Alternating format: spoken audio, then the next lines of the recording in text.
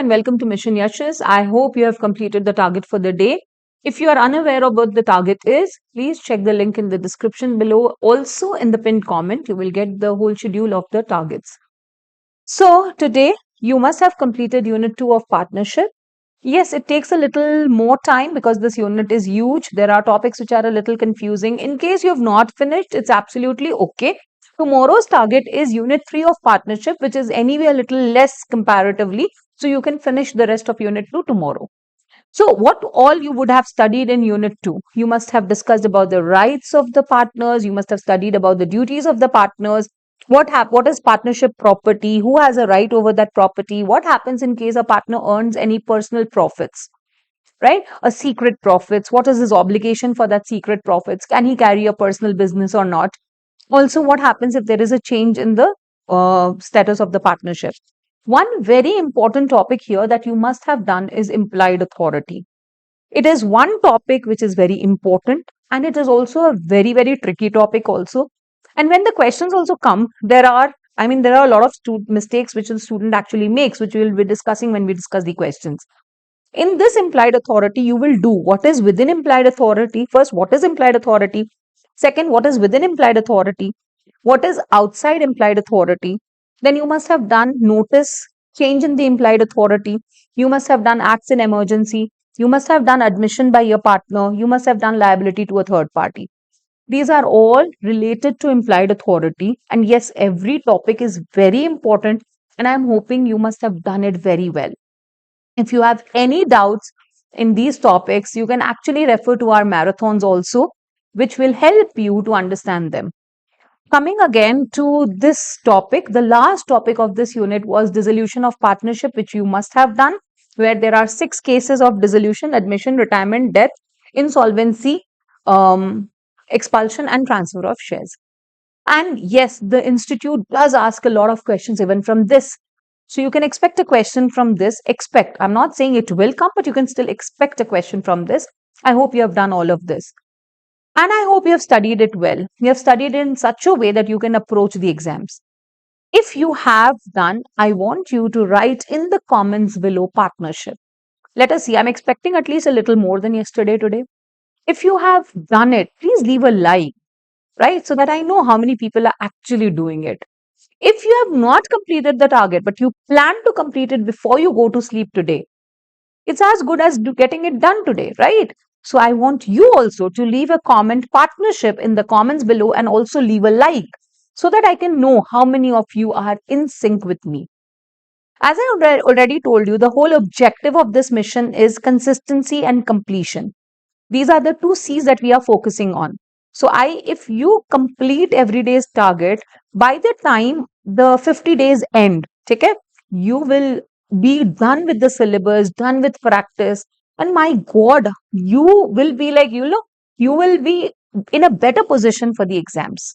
So coming for today's questions, I want you to listen carefully. In the last session also, I had told you what mistakes we make and what mistakes I don't want you to make. So come back here to the first question. Okay. A very, very favorite question, a very interesting question from implied authority. So A, B, C are partners in a firm called ABC firm. A with the intention of deceiving D. The motive of A was only to deceive D. A supplier of office stationery buys certain stationery on behalf of the firm. The stationery is of use in the ordinary course of the firm's business. And he bought it in the name of the firm, on behalf of the firm. So obviously the firm is liable. A does not give the stationery to the firm, instead brings it to his own use. So he purchased it in the name of the firm, but he's planning to use it personally. The supplier D, who is unaware of the private use of the stationery by A, claims the price from the firm. The firm refuses to pay for the price on the ground that the stationery was never received by the firm. We obviously know the firm is liable because the act was done within the authority of a partner. Now, what the students will do? This is a 6 marks question. What I am expecting you to do, and if you actually resonate to what I am saying, please do leave a yes in the comments below so that I know that am I reading your minds correctly and am I on the right point? Am I identifying what mistakes we are making? Okay? So what you would have done is you would have written one line about implied authority. Implied authority means the authority of a partner to act on behalf of the firm and bind the firm by his acts. This is what you would have written. Added, you might have written, if the act is done in the usual course of the business, the firm is liable. And you would have finished your provisions. Am I right? Might be you might have added one or two lines more, right? So this is what I'm expecting as a student, you might have written. So you have to tell me yes or no in the comments. Would you actually do that? Right? So I want to know if I'm identifying the right mistakes. Now, if I would be writing the answer, or as an examiner, what the examiner would expect, let me tell you that. So let us write the exam, how I write this answer, sorry, in the way I will write it in the exams. So starting with it. So obviously we know we will always start the answer with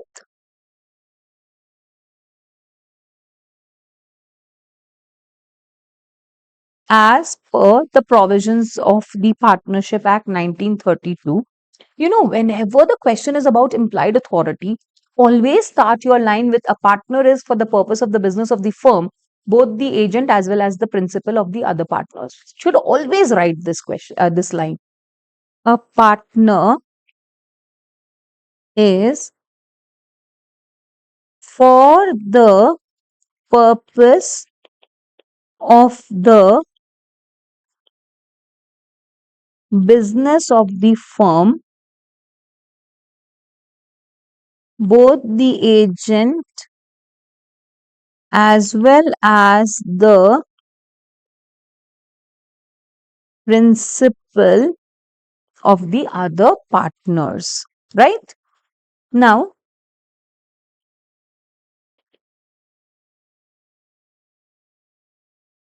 implied authority of a partner states that a partner shall have the authority to act on behalf of the firm and to bind the firm by his acts. The act of the partner shall bind the firm only when the act is done in the usual, I'm sorry, I would, because there are 2 points here, 3 points here, I will write it 1, 2, 3. Okay. Now, one thing very important here, it is 1, 2. Here also, if I write 1, the examiner will get confused. So please don't write the same way the question is asked. So here I would prefer writing it as AB. So only when the act is done in the usual course of the business. Second, in the name of the firm and for the purpose of the business of the firm. Okay? So this is my provision. It's not over yet. Next, the term acts of the firm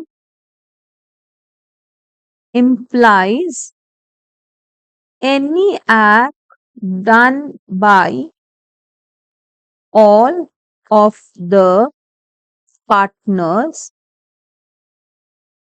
any one or more of the partners, or the agents of the partner. Any act, if done in the name and on behalf of the firm, shall bind the firm even if the firm has not receive the goods or any benefit out of it. This is my provision. See, so are you getting? You would have written 2 lines, maybe 3 lines. I'm not saying everyone would have done that. Some of us might have written this entire thing. But whatever the case may be, we need to be very careful while we are writing the provision. So this is my provision for this answer. So the conclusion, therefore, it's not even enough to finish here. First, what is the question? Let's see. So now the firm refused to pay, saying that I never received the stationery. Is the firm's contention tenable? No. Why? Because the act is done in the usual course. No. So therefore, the firm's contention is not tenable as the act was done in the usual course and for the purpose of the firm. अब देखो, I don't have space to write. I would just continue the answer here. Okay. So what is the second question? What would be your answer if a part of the stationery was delivered to the firm and the rest of the stationery was used by him for private use? Okay.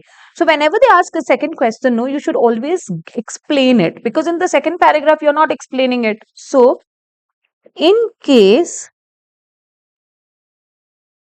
half of the stationery was given to the firm and rest half used by A personally, the answer would still be the same and the firm would be liable. Right? With this, we are done with this question. I hope it's clear to all of you. So it's basically, you always remember, writing answer is an art. And you are an artist. You are creating an art. When people say, I'm a chef, I create art. When people, not just painters, I'm a chef, I create art. You are a student. You are creating art on the paper. Don't forget that. Don't underestimate your value and your position. You are an artist and you should do justice to your art. Right? Moving on to the next question here. So, moving on to the next question. Moni and Tony were partners in the firm Messrs. Moto and Company. They admitted Sony as a partner in the firm and he is actively engaged in the day-to-day activities of the firm. There is a tradition of the firm that all active partners will get monthly remuneration. So we already know monthly remuneration is not payable. It is payable only in 2 cases: if there is an agreement or if there is a tradition, right? So, but no express agreement was there. After admission of Sony in the firm, Moni and Tony were continuing getting salary from the firm, but no salary was given to Sony from the firm. Sony claimed, does Sony have a right to claim the remuneration? Yes, because it is the tradition. But denied by existing partner by saying that there was no express agreement. Doesn't matter, it's a tradition. So whether she can claim the remuneration? Yes. Right? So this is a very easy, obviously a very easy answer. And not, we don't have to write so much as we had to write in the previous one. So, as per the provisions of Partnership Act 1932, we have to write about the remuneration also, right?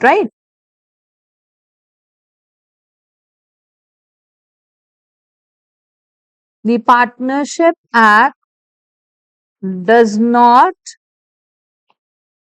specify any payment of remuneration to the partner. So, as per the Act, no remuneration is payable. However, the partners can agree amongst themselves for payment of remuneration. In case of such agreement, the active partners are entitled to remuneration. Ma'am, this is about tradition. Now I'm going to write. If no remuneration is paid, sorry,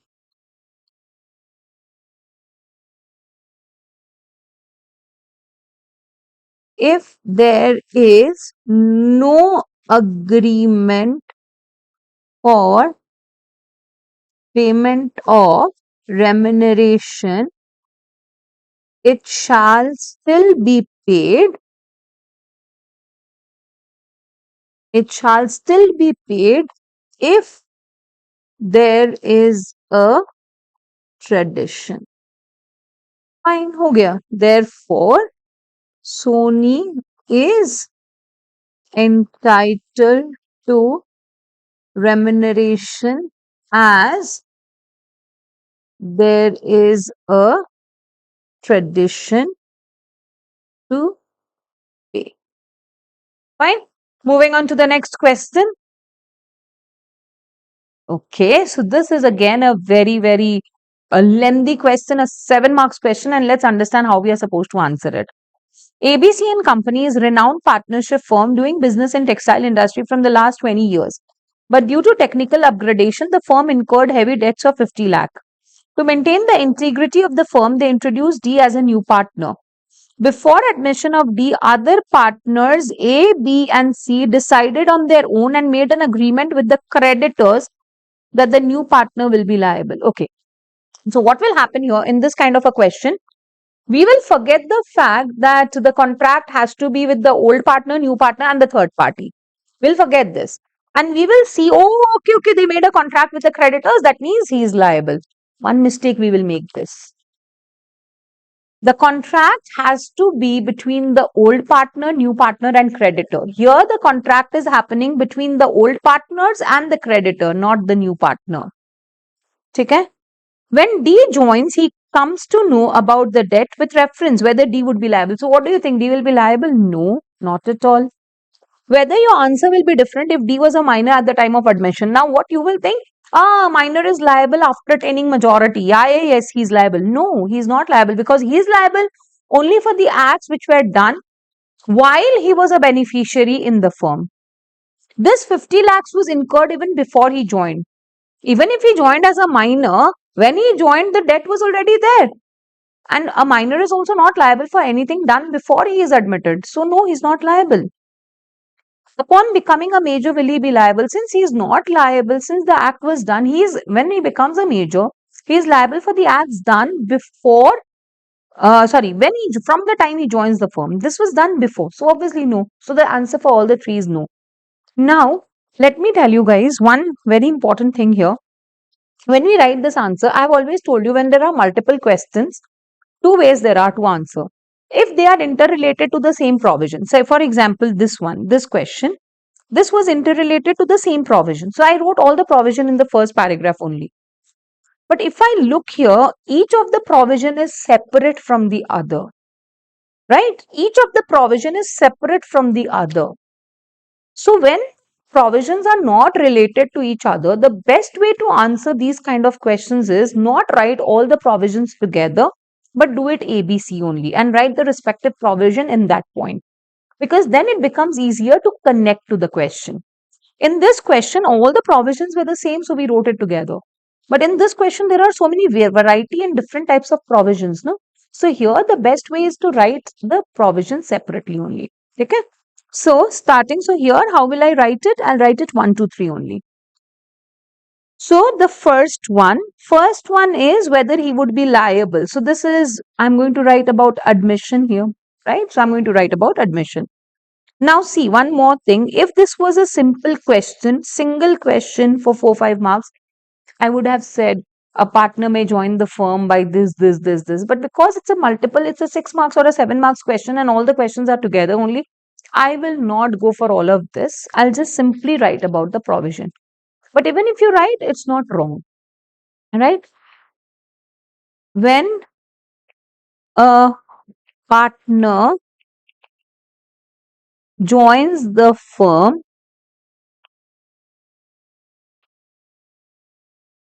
he shall be liable for the acts of the firm from the day he joins the firm. The new partner may agree to be liable from a prior date. May agree, one thing I forgot to add, with the other partners. But the third party cannot sue him for such debt. Correct? However, if there is a contract between the old partners, the new partner, and the third party, that the new partner will be liable from a prior date, then the third party can sue the new partner for prior debts.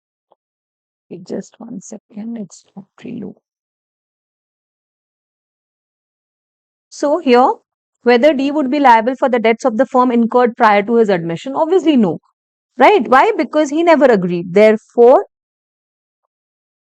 D is not liable for the debts incurred prior to his admission, as the contract was made between the old partners and the creditors, and he matlab D was not a part of it. I hope this is clear. So moving on to the second one question. So moving on to the next one, whether your answer will be different if D was a minor at the time of admission. So now we have to write about minor, how he becomes and what will be his liability. Okay? So as per the provisions of Partnership Act 1932, a minor cannot become a partner of the firm, but he can be admitted to the benefits of the firm. When a partner joins the firm as a beneficiary, he is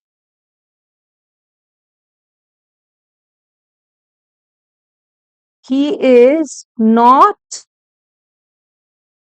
personally liable. The liability is against his property. Okay? Against his share in partnership. I'm so sorry. He's not personally liable. It's against his share in partnership. Therefore, B cannot be held liable if he was a minor at the time of admission as the liability of minor is not personal and the act was done before he becomes a beneficiary of the firm. Correct? Done? The third one, what would whether D would be liable to upon becoming a major? So again, as per the provisions of Partnership Act 1932, when a minor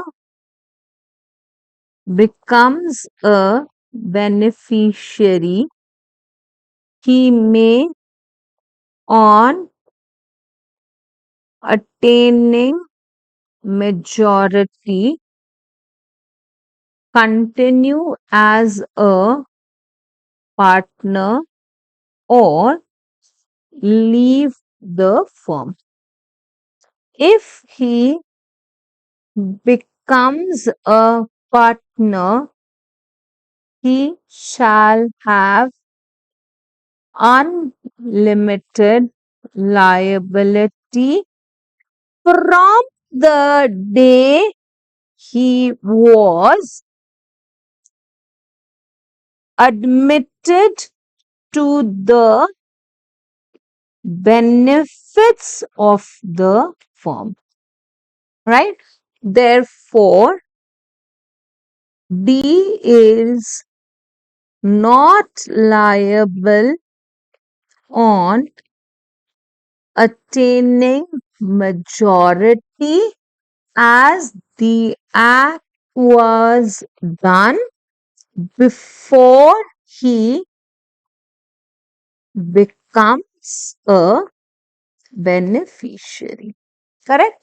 So we are done with this question. Moving on to the next one, the last question for this session. Sahil, Amit, and Kunal were partners. Okay, so if you are with me and if you have still not commented, if you are able to identify what mistakes would you make if you were writing the same answer, I want you to comment partnership in the comments below. If you have not completed your target but still plan to do it by the end of today, please leave a comment below partnership in the comment section so that I know you are with me and we are on the same page. Sahil, Amit, and Kunal were partners in a firm. The firm is a dealer in office furniture. They have regular dealings with Messrs. AB and Company for the supply of furniture for their business. On 30th June 23, one of the partners, Mr. Kunal, died in a road accident. The firm ordered Messrs. AB and Company to supply. Okay, died. So this is basically about death of partner. Okay? The firm ordered Messrs. AB and Company to supply furniture for their business on this when Kunal was also alive. Okay, the order was placed when the partner was alive. Now Sahil and Amit continue the business in the firm's name after Kunal's death. The firm did not give any notice about Kunal's death. So we already know notice is not required to be given in case of death, right? The public or with or the persons dealing with the firm. Messrs. AB and Company delivered the furniture to the firm on 25th July, that is after the death of the partner. The fact about Kunal's death was known to them at the time of delivery. Even if it was not known, it would be the same. Afterwards, the firm became insolvent and failed to pay the price of the furniture. Now, Messrs. AB and Company has filed a case against the firm for the recovery of with reference to the provision explain whether Kunal's private estate is also liable. So we already know no. But ma'am, the order was placed when he was alive. Agreed. But it was just an order. The liability never arose. No, liability arises only when the contract is made. They just placed an order which was never accepted. The contract was never made. So is the firm liable? Yes. Is the partner's estate liable? No. So as per the provisions, in case of death of a partner, the estate of the deceased partner shall be liable for the acts of the firm before his death. In case of death, no public notice is required. If the firm, ah, I forgot one line to write here. Okay, in case of death of a partner, the firm is dissolved, but if the partners want, they may continue. I should add it. Okay. Then, in case of death, the estate of the deceased partner. Okay. If the firm continues its business without giving any public notice, still the estate of the deceased partner shall not be liable for the acts of the firm after his death. Okay? So this is my provision. Therefore,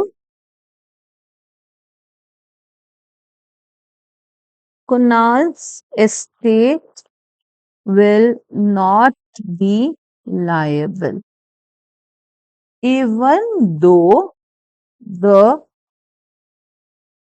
order was placed before his death.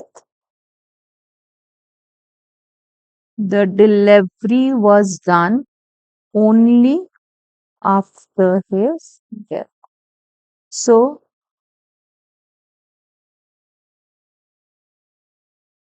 the liability existed after his. This is it. With this, we are done with today's session for law. Don't leave because now Chethan sir will join you for the QA session. I hope your studies are going great. You should keep studying, keep motivating yourself. Yashasvi Bhav.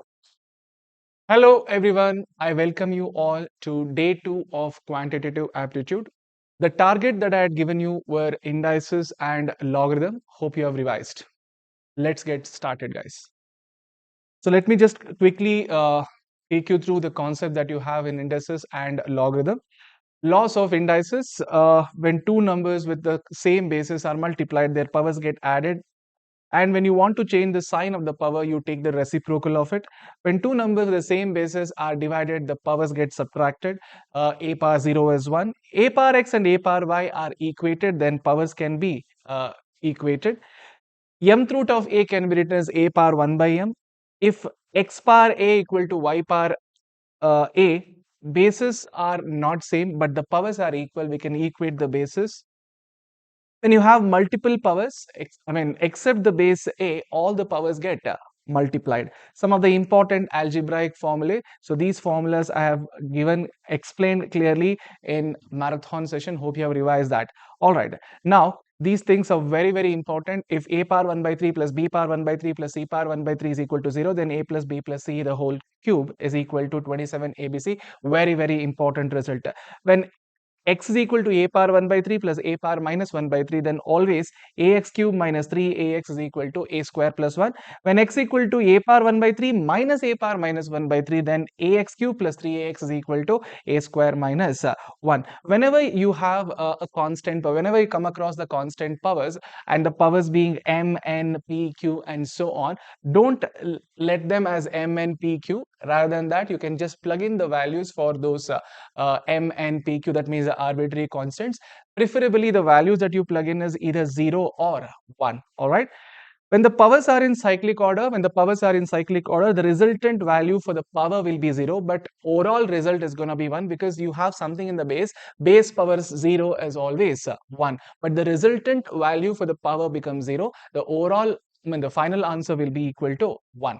All right. Then we have a logarithm. Say logarithm, when n is equal to a power x, then x becomes the logarithm of a number n to the base a. X is equal to log n to the base a. What is characteristic in the mantissa? Characteristic, if we are given with any logarithm value, then the integral part of that logarithm value will be what? The characteristic, whereas the non-negative decimal part is called as what? Mantissa. Moving on, loss of logarithm. When two log terms the same basis are added, then addition becomes what? Multiplication. When two log terms the same basis are subtracted, subtraction becomes division.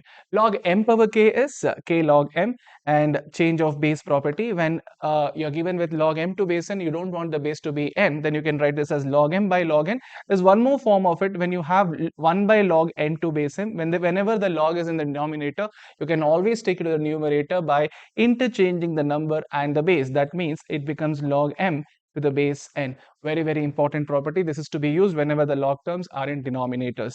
Log 1 to base a is equal to 0. And remember, log 1 to base a is equal to what? 0. Logarithm of a number to the same base is always equal to what? 1. And the exception is the number cannot be equal to 1. The number has to be greater than 1, right? If it is 1, the value will be 0. All right.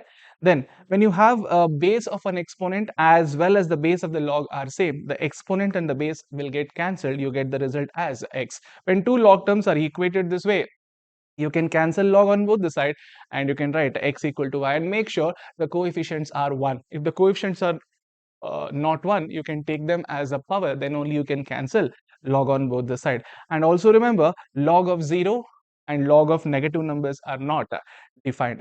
And one of the application of logarithm, that number of digits in a given numeral is always a logarithm of that numeral. Numeral basically means the number.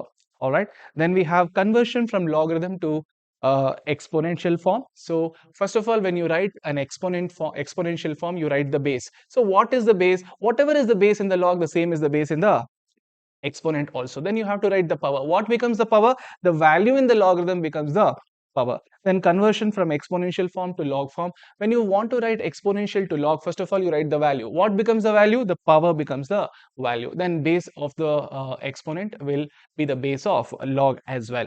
Then very, very important, if log a plus b to the a plus b divided by k is equal to 1 by 2 times log a plus log b, then always a by b plus b by a is equal to k square minus 2. What can change is the value of k. You can always it will be asked even in this way also. A square plus b square divided by ab, both are one and the same. It's also equal to k square minus 2. If there is a minus sign in between a and b, then the result will be k square plus 2. So that's all when it comes to the concepts of indices and logarithm. Now let's get started with the practice questions on the logarithm as well as indices. So guys, where you guys struggle when it comes to chapter number 1 is a logarithm. So we emphasize more on solving questions on what? Logarithm. All right. So once you know the question, how to solve the questions on logarithm, the chapter 1 becomes very, very easy for you. Right. Are you all with me? Right. Great. So let's start with the first question for today is log x is equal to m plus n, log y is equal to m minus n, then the value of log of 10x divided by y square. Please always understand, you're given with what? Log x plus log x and log y. We have to split this in the form where you have to split this in such a way you get log x separately, log y separately, and something else separately. Now please understand, the terms within the log which are multiplied becomes what? Addition. That means it becomes log 10 plus log x, because log 10 into x, it is log 10 plus log x. Whatever is divided, that becomes a subtraction. So minus log y square. You understood? Multiplication within the log becomes addition, and division actually becomes subtraction. Log 10 value is 1. Log x is given to be what? M plus n. I can write log y square as 2 log y. Just that you have to simplify this. 1 plus m plus n minus 2 into what is log y value? It's m minus n. So finally, it's 1 plus m plus n minus 2m plus 2n. So it's going to be 1 minus m plus 3n. So 1 minus m plus 3m. You don't have any option matching with this. So therefore, option D is the right answer. It's basically 1 minus m plus 3, and it's one of the ICAI exercise questions as well. All right, it is asked in the examination also. Guys, you're given with log terms having different bases. You're given with log terms having what? A different basis. So you can apply always change of base. The moment you see different bases in the given question, always apply the change of base. Log 5 to the base 3 can be written as log 5 by log 3, log 4 by log 4, log 5, sorry, and then log 2 by log 4. Now what will happen? Log 4 cancel. Log 5 cancel. Ultimately, what you have is log 2 by log 3. Log 2 by log 3 can be written as log 2 to the base 3. None of this is the answer. Have you all understood? Moving on to the next question, the integral part of the logarithm is called as what? Characteristic, whereas the decimal part is called as the mantissa. That means option B is the right answer. Guys, look at the next question. You are given with log terms, but the log terms are in denominators. I told you, if you want to take log terms to the numerator, you have to interchange the number as well as the base. So the first term becomes log 3 to the base 60. Yes or no? The second term becomes log 4 to the base 60. And the last term becomes log 5 to the base 60. Addition of three terms with the same basis, addition becomes what? Multiplication. That means this is log 3 into 4 into 5 to the base 60. What is it? Log 60, because 3 fours are 12, 12 fives are 60 to the base 60. You know, the logarithm of a number to the same base is always equal to what? 1. Option B is the right answer. Hope it is clear. Guys, are you all with me? Are you in the game? Yes. Let's move on to the next question, question number 5. Guys, two log terms having the same basis are subtracted, so we subtraction becomes what? The division. So it's log x square plus x divided by x plus 1 to the base what? 4, and is equal to what? 2. Now I can take x common in the numerator, right? X into x plus 1. Here it's x plus 1 again, and the base is 4 to the base 2. Now x plus 1 will get cancelled. Ultimately what we have is log x to base 4 equal to 2. Convert this logarithm into exponent. So when you want to convert logarithm into exponent, the base of the logarithm becomes the base of the exponent, value of the logarithm becomes the power, and what remains is x, because everything got cancelled. You're left out with x. So x is equal to how much? 4 square, which is nothing but 16. You understood? So log 2 given, log 3 given, you're asked to find log 24. Guys, how do I express 24 in terms of 2s and 3s? You know, 24 is 8 into 3, correct? 24 is 8 into 3, but 8 can be written as 2 cube, correct? 24 is 8 into 3, yes, but 8 can be written as 2 cube. See, why am I not writing 6 into 4? Of course, you can write 6 into 4, but ultimately, 6 is not a prime number. We split 6 as 2 into 3 and 4 as 2 into 2. Ultimately, you get 2 cube into 3 only. You understood? Now, multiplication becomes addition. So, log 2 cube plus log 3. What is log 2 cube? It's 3 log 2 plus log 3. And what is log 2? 0.3010. And what is log 3? 0.4771. Take your calculator, type 3 into 0.3010 plus 0.4771, and the result will be 1.3801. Option C is the right answer. Guys, moving on to the next question. Guys, whenever you have up to nth term, don't go up to nth term. Rather, you just take the first two terms. Put n is equal to what?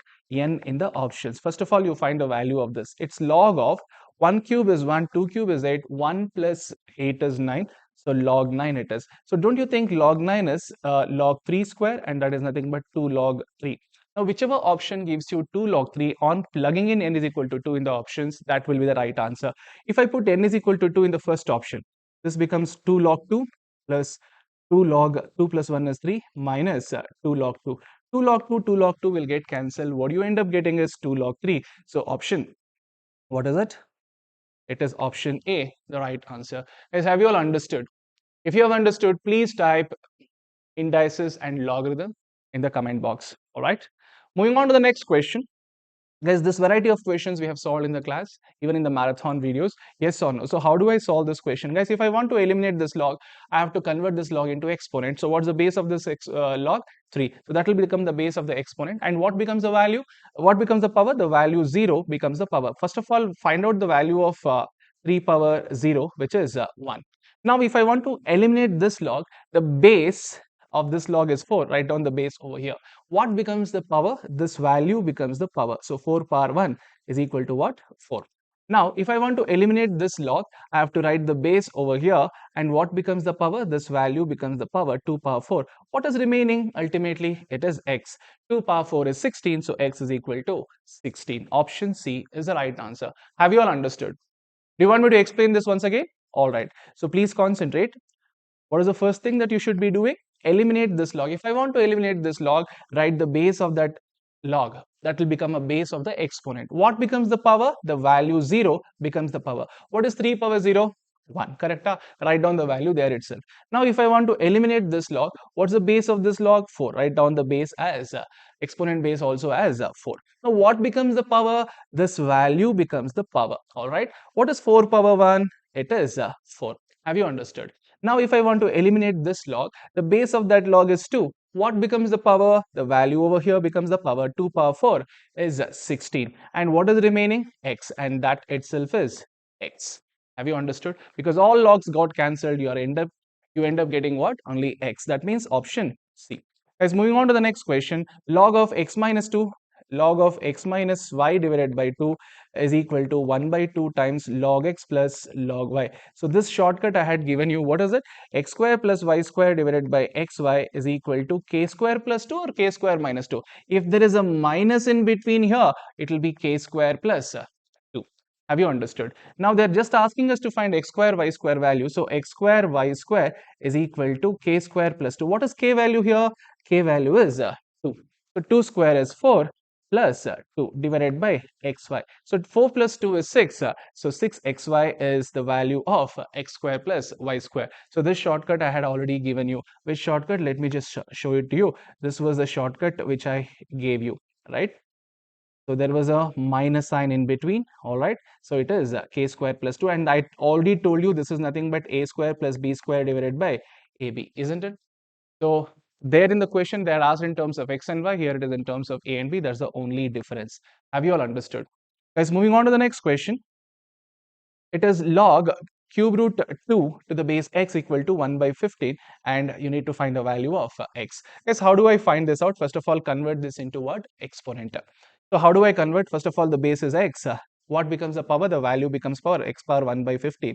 And what is remaining? Cube root of 2. What is cube root of 2? 2 power 1 by 3. Have you understood? Now, if I just want to find x, this power 1 by 15 will go as whole power.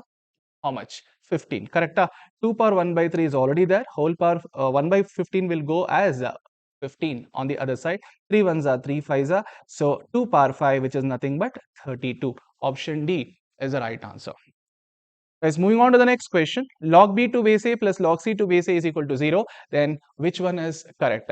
Guys, look at this. Log b to base a is basically what? Log b by log a. How about this? Okay, actually the bases are same here. Whenever the bases are same, we can actually apply the addition property. Addition becomes what? Multiplication. So it is log bc to the base a is equal to 0. Now convert this log into exponent, because if you see the options, no option has got a log. So how do I eliminate the log? Converting logarithm into exponent. So a power 0 is equal to bc. That means b into c is equal to what? 1. Is for getting B into C as 1, definitely B and C should be reciprocal to each other. Then only they get cancelled when you multiply and you get 1. That means option D is the right answer. B into C should be to be equal to 1. Definitely B and C should be reciprocal to each other. Have you all understood? Guys, moving on to the next question. I told you, if you remember, whenever there is a terms up to nth term, we don't take up to nth term, we just take first 2 terms, that's it. When you take the first 2 terms, what's the result of it? 2 log x. First of all, this power 2 becomes a multiplier. 2 2s are how much? 4. 4 log x. So this is nothing but 6 log x. Correct? Guys, I have used the property log m power k is k log m. So this power 2 becomes a multiplier. Already there is a multiplier 2. 2 2s are 4. So this is nothing but 6 log 2. 6 log x, sorry. Now, whichever option gives you 6 log x, on plugging in the value of x, n as 2, that's the right answer. If I put that in option B, you see 2 into 3 is 6 into log x. So it is option B, the right answer. Have you all understood? Moving on to the next question, solve this. Guys, what is it? Log 10 to the base x minus 3 divided by 2 is equal to, sorry, plus 11 minus log 10 to the base x divided by 3 is equal to 2. Now, what you need to basically do is take the LCM of it. So, LCM is 6. If I do the cross multiplication, 3 gets multiplied with the first term. That is 3 log 10 to the base x minus 3 3s are 9. Now, 2 gets cross multiplied with the second term actually. 2 into 11 is 22 minus 2 into log x to the base 10 is equal to 2. Now, when I simplify this, 2 log x to 10 to base x minus, 3 log 10 to base x minus 2 log 10 to base x becomes log this is 10 to base x, my bad. So it is log 10 to base x. Minus 9 plus 12 plus 22 is plus 13 is equal to 6 2s are 12. So finally, log x to base 10 is equal to 12 minus 13 is minus 1. So when I convert this, it becomes 10 power minus 1 is equal to x. So the value of this is option A. Have you all understood? It's just a simple simplification, nothing much. Have you all understood? Guys, moving on to the next question. If you look at these log terms, actually all log terms are in the denominator. So how do I take it up by interchanging the numbers and the base? That means log 2 to base n plus log 3 to base n plus log 4 to base n and so on log m to base n. Correct? Guys, can I actually include even log 1 to base n? Does it make any difference even if I include this extra term? No. Why? Because I can see 2, 3, 4, 5, they are the natural numbers. Even if I have log 1 to base n, it makes no difference because log 1 to any base is what? 0, right? So there is no, even if I take this, consider this term, it is not going to change this equation, this expression. Yes or no? So I'm considering this. So what will happen? The bases are same. The addition becomes what? Multiplication. So that is nothing but log 1 into 2 into 3 and so on till m to the base what? N. Guys, what is product of first m natural numbers? N factorial. Obviously, product of first m natural numbers will be m factorial. Correct? The base n. What is m factorial? They have given m factorial is given to be n. So log n to base n. They have clearly mentioned that n is equal to m factorial or m factorial is equal to n. Log n to base n is equal to 1. Option A, the right answer. Guys, question number 14, I have given the shortcut for such questions. Whenever you have addition of two log terms or more than two log terms having the different bases, the easiest trick that you have to apply is see whichever log term has got the least base, that you take it out. It is log x to base 2, correct? That you take it out. Now, what is remaining from this? If I take this entire thing outside, 1 is remaining from this. Plus 1 divided by something is equal to 6. Now, what is this something that I have to fill over here? It's always, remember, the base that you have taken out is 2. And the base for this log term is 4. 2 power what is 4? 2 power 2 is 4. That power only should be written here. So 4 is basically 2 square, right? That power only should be written over here. Had it been 8, 2 power 3, so 3 would have been the value within the brackets. Have you understood? Now guys, all that I need to do is 1 plus 1 by 2. First of all, 1 divided by 2 plus 1. I take it to the other side. How do I take it to the other side? Divide equal. After taking it to the other side, I can straight away multiply with 6. The result of that is 3.99, and that is nothing but 4. Now, what is left out on the left hand side? Log x to base 2. Now, do the conversion. 2 power 4 is equal to x. So, the value of x is 16. Option A is the right answer. This is the easiest trick to solve such questions. Otherwise, it will take a lot of time. So, you will not be able to solve the questions in a stipulated time. Have you all understood? Guys, moving on to the next question. Consider this question. Which of the following is true? 1 by AB plus 1 by BC plus 1 by CA equal to 1 by ABC. Guys, if I take the LCM on the left hand side, it is ABC. So what gets multiplied with the first term? It's C. What gets multiplied with the second term? It is A. And the last term it is B is equal to 1 by ABC. So ABC cancel, the numerator A plus B plus C equal to 1.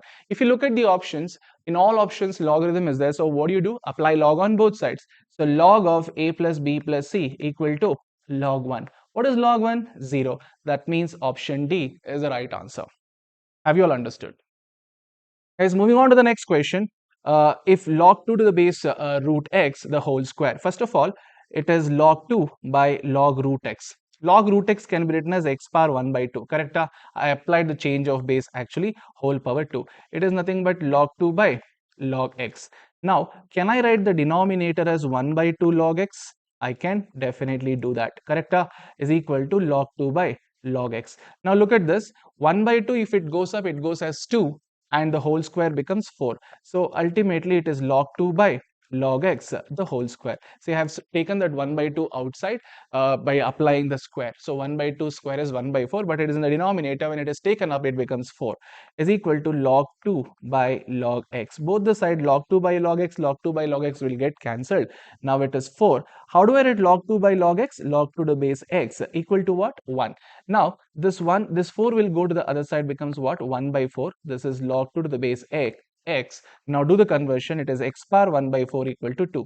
Now if I want to find the value of x, I have to transpose the power. 1 by 4 becomes 4. On the other side, it's 2 power 4, which is nothing but what? 16. Option A is the right answer. Have you all understood? Guys, moving on to the next question. This is very, very simple. Apply the change of base to solve the question. A very laddu question it is, right? Moving on to the next question. Look at this. Log 12 to the base 12.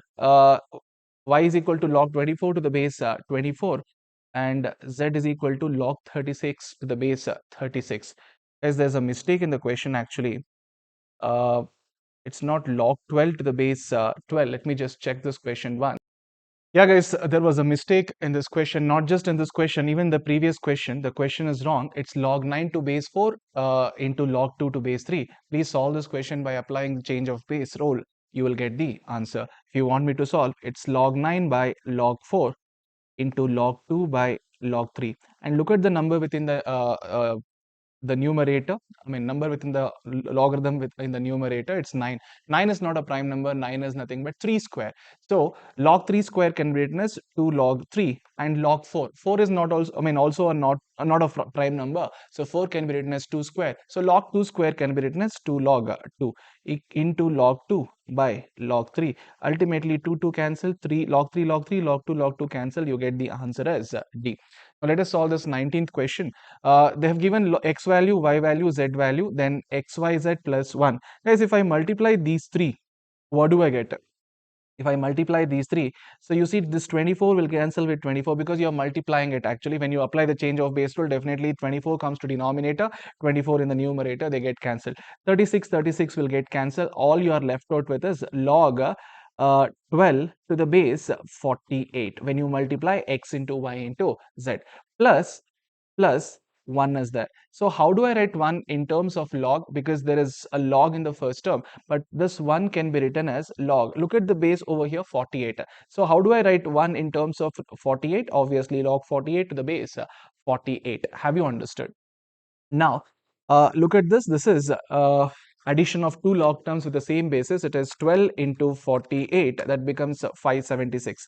Log 576 to the base 48. Clearly, 576, if I take the root, it is 24. That means log 24, the whole square to the base 48. It is nothing but 2 log 24 to the base 48. Now, which option actually satisfies this? 24 and 48, if you want to get, definitely is it x into y? If I do x into y, it's impossible that I get 48 there. Anyway, 24 is there, but so 24 will get cancelled. 12 and 36 only we get. So it's not option A. If I take option B, so option B means z into x. X is actually log 12 to the base 24, and z is log 36 to the base 48. So definitely they won't get cancelled actually. I mean, they have to get, I mean, two terms have to be get cancelled. 24 and 48 should actually remain. So even option B doesn't satisfy. Option C, if I take, I mean, y is what? Log 24 to the base 36. Z is what? Log 36 to the base 48. So 36 will get cancelled. So log 24 to the base 48 you will get. If I multiply 2 with it, I'll get this. That means option C is the right answer. Guys, moving on. Now I'll just solve one question which makes you like worried a little. So this kind of question are also often asked in the exam. So what you basically do is you feed the base in the calculator. First of all, when you want to simplify this result, if you want to get the result of this log, so feed the base in the calculator. First of all, how do I feed this? Type 2, press the root into 2. Done now? Press equal. So 2.8282. Now press into. How many times you press equal to get 512? You have to see once, twice, thrice. and 4 times, 5 times. Yeah, 5 times I have pressed equal. That means the actual power is 6. If I press equal to 5 times, the actual power is 6. See, you are getting 511.999. That means the value of this is 6. I repeat, type 2 root 2 first of all. Type 2, press the root into 2. Press equal. So it's 2.8282. 8284 actually. Now press into. Count how many times you're pressing equal to button to get this 512. 1, 2, 3, 4, 5. 5 times if I press, I get 511.99, and that means actual power is 6. Likewise, you do it for this also. So first of all, type 2, press the root. Root 2 I got. Into 3, press equal. It's 4.2426. Press into. Now, how many times you're pressing equal? You have to count 1, 2, 3. If I press it 3 times, I get 323.99. That means 324. So that means 3 times if I press equal, that means the actual power is 4. So it is 2 3s are, 2 2s are, 3 is to 2 is the answer. Have you all understood? Yeah, guys, let us solve some indices questions now. The first question that you have is 2 power n plus 2 power n minus 1 divided by 2 power n plus 1 minus 2 power n. Guys, how do you solve such questions? How do you solve such questions? Put n is equal to 1 or put n is equal to 0. If I put n equal to 0, I get a negative power. Avoid n is equal to 0 in that case. So put n is equal to what? 1. So 2 power 1 is 2 plus 2 power 0 is 1. So divided by 2 power 1 plus 1 is 2. So 2 power 2 is 4 minus 2 power 1 is 2. So it is 3 divided by 2. Option B is the right answer. Have you all understood? Now moving on to the next question. See question number 38. Guys, can I take 2 power x outside here? Yes. What remains? 1 minus 2 power minus 1 will be remaining. 2 power minus 1 I can write as 1 by 2. Isn't it? Because 2 power x into 2 power minus 1 is actually the expansion of 2 power x minus 1. Since I taken 2 power x outside, so 1 minus 1 by 2 will be remaining. Equal to what? 4. Guys, what is 1 minus 1 by 2? 1 by 2. 1 by 2 when it is taken to the other side becomes 2. 4 2s are 8. So 2 power x equal to 8. So guys, how do I write 8 in terms of 2? It is 2 power 3. Bases are same, powers can be equated, so x equal to 3. But the question they have asked us x power x, so 3 power 3, which is nothing but 27. Option D is the right answer. Guys, look at 39th question. They have given 3 equations. They're asking us to find the value of ABC. Guys, whenever they give you 3 equations like this, always remember, look at the last equation. Look at the constant power that you have. There's no constant power means 1. That means the value of A into B into C is equal to 1. Suppose if the last equation had got constant power as Z power 3 is equal to X power C, in that case, answer for ABC would have been 3. Whatever is the constant power in the last equation, that's the right answer. Have you understood? There's the next question. This I had already given you the shortcut. When x equal to a power 1 by 3 plus a power minus 1 by 3, then ax cube minus 3ax is equal to a square plus 1. Now look at this. They've only given ax cube minus 3ax. A value over here is 3. That means 3ax cube. Sorry, this is 3ax cube. Once again. What's the shortcut I had given you for indices? This is what it is, right? It is ax cube. It's not 3ax cube. It is ax cube. So there's a mistake in the question. It is not. Oh, a is 6 only. My bad, my bad. A is 6 only. So it is ax cube minus 3ax. So a is 6. So 6x cube minus 3 into 6 is 18. So perfect. Yeah. It is perfect, and that is equal to a square plus 1. What is a? A value is 6. 6 square is 36. 36 plus 1 is 37. So option D is the right answer. Guys, the next question, when you have a complicated expression this way, so how do you solve such questions is put the value for x. Guys, preferably the value of x that you're putting is not 1. Why? If I put x equal to 1 here, this option, option C, all the options will fetch you 1 only. I can't put x equal to 0 also, because x equal to 0, if I put option A is not defined. 1 by 0 is infinity, which is not defined. So put x equal to 2. Put x equal to what? 2. Now solve this in the calculator, guys. In the calculator, first of all, you have to solve this thing. So how do I solve this? Type 2 in the calculator, guys. Actually, this should have been 2. Yeah. First of all, type 2 in the calculator, press into, press equal, and then change the sign by pressing plus or minus. Then what do you do with 1? Plus 1. Then whole power minus 1 means it's a reciprocal. So how do you take the reciprocal? Divide equal. So you're done with even this. Then change the sign of this. How do I change the sign? Plus or minus. Then what do you do with 1? Add 1, plus 1. Then the whole power that you have is minus 1. So how do I change the power? Divide equal. Done.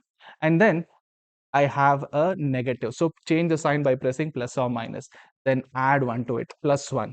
Then first of all, make it positive power. How do I make it positive power? By taking reciprocal, divide equal.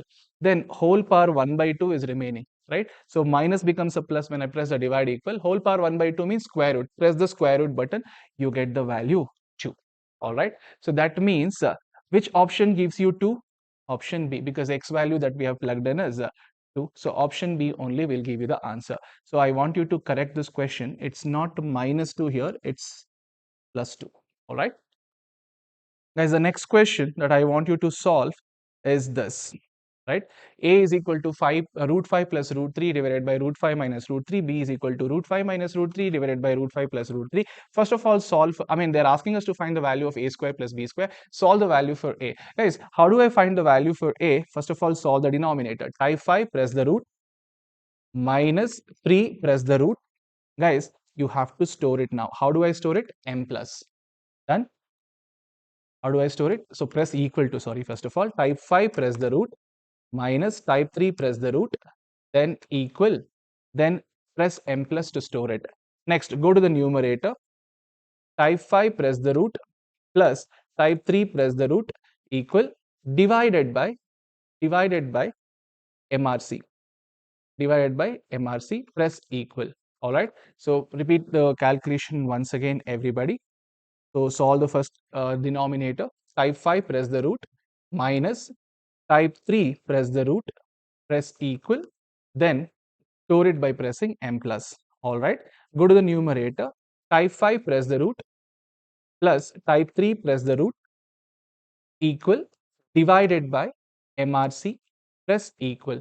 So you get 7.8729. Press into, press equal to get the value of a square. So what is a square? It is 61.9838. Now, what is b square, guys? B is exact reciprocal of this. If I want to find b square, I would take the reciprocal of this. Yes or no? B is reciprocal of a. Obviously, b square is reciprocal of a square. So press divide equal, I get the value 0.01613. So if I add this value with this, plus 61.9838, I would get 61.999. That means 62. So option B is the right answer. Have you all understood? If you see A and B are exact reciprocal, find out A, then take the square of it, you get A square is this. And then B square is exact reciprocal of that, press divide equal to get the value of B square. And just add them, that's what you're asked to find, A square plus B square. 62 is the answer. Have you all understood? There's one last question I want you to solve. The question is, if 4 power x 4 power 1 by x equal to 5 power 1 by y equal to,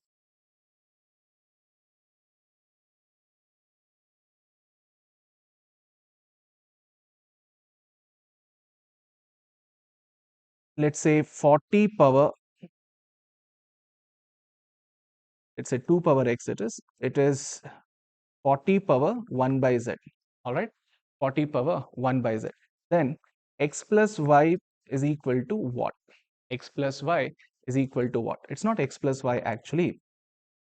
It is, then option A,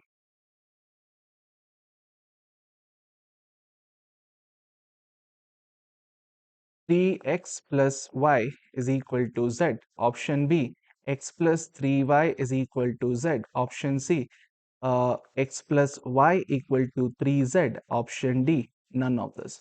Is how to solve such questions is always take the last uh, expression, last base, which is the greater base actually, which is 40, okay, and equate it to k. Now always remember the k power will be exact reciprocal of original power. So 1 by z is the power of 40, so k power will become z. All right. Now I need to express 40 in terms of 2s and 5s. Now how do I do? First of all, 40 is 8 5s are correct. So 8 5s are 40. So I have got a substitution for 5, but I don't have a substitution for 8. So how do I write it? It's 2 cube into 5, correct? And that is equal to k power z. Now look at this 2. Guys, if I want to write 2 in terms of k, what's the power of k? 2 has a power 1 by x, so k will have a power x whole power 3 into 5. So k has a power 1 by y, 5 has a power 1 by y, so k will have a power y, and that is equal to k power z. So finally it is k power 3x into k power y is equal to k power z. So k power 3x plus y is equal to k power z. That means it's option A, because the bases are same, powers can be equated. Have you all understood? Guys, now that we have completed the target for day 2, if you have completed, please type indices and logarithm in the comment box. Wishing you all the great success in the examination. Yashasvi Bhava. See you all in the next class.